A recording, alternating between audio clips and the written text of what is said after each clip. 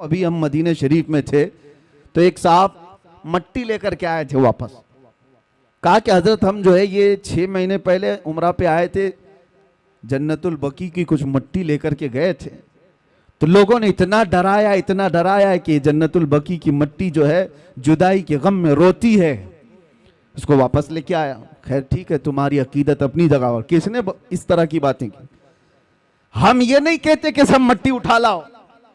کسی نے کہا مدینے کی مٹی وہ اپنی نسبت کے لیے احترام کے طور پر اس کا اپنا معاملہ ہے, اٹھایا تو اٹھایا, لایا تو لایا, لیکن بہکانے والے نے اس کو کس انداز سے بہکایا؟ ایسے کہ جدائی کے غم میں روتی ہے, واپس لے جا. میں نے اس سے کہا اس مولوی کو پکڑ کے کھجور نہیں روتا کیا, جو مدینے سے 10-10 کلو بھر کے لاتے ہو؟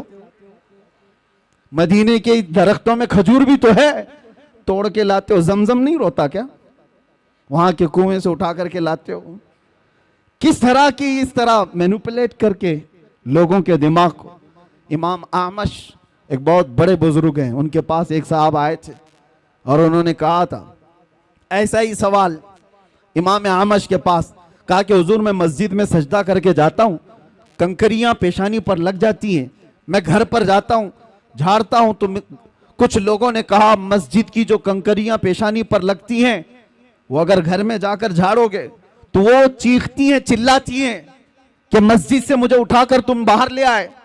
امام اعمش سے اس نے پوچھا کہ اس کا حل کیا ہے بتائیے. تو امام نے کہا جب وہ چیخنے چلانے لگے تو ان کا گلا دبا کے پکڑ لینا. جب وہ کنکریاں چیخنے چلانے لگے تو ان کا گلا دبا لینا.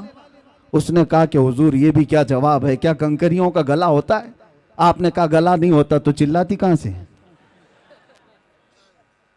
وہ بڑے امام تھے, بڑے بزرگ تھے, وہ اس طرح کے جواب دیتے تھے. یہ جو آج پھیلایا گیا ہے, ہاں حضور کی ولادت بھی ہوئی تھی, حضور کا وصال بھی ہوا تھا 12 ربیع الاول کو, لیکن فرق یہ ہے میرے عزیزوں, نبی پاک صلی اللہ تعالی علیہ وسلم کے جانے کے غم کے بارے میں تم کہتے ہو. ہم دونوں چیزوں کو رکھ کر کے دیکھتے ہیں, تمہارے اوپر حضور کے جانے کا غم غالب کیوں ہے؟ حضور پاک صلی اللہ تعالی علیہ وسلم کی آمد کی خوشی کیوں نہیں ہے؟ ایک قرآن کی آیت سے میں بتاتا ہوں. اس امت پر اللہ تبارک و تعالی ویسے عذابات نازل نہیں کرتا جیسے پچھلی امتوں پر آتے تھے. پچھلی امتیں جب گناہ کرتی تھی, کچھ بندر بن گئے, کچھ خنزیر بن گئے, کسی پر نوکیلے پتھروں کا عذاب آیا, رب تعالیٰ فرماتا وَأَمْطَرْنَا عَلَيْهِمْ حِجَارَةً مِّن سِجِّيلٍ مَنضُودٍ.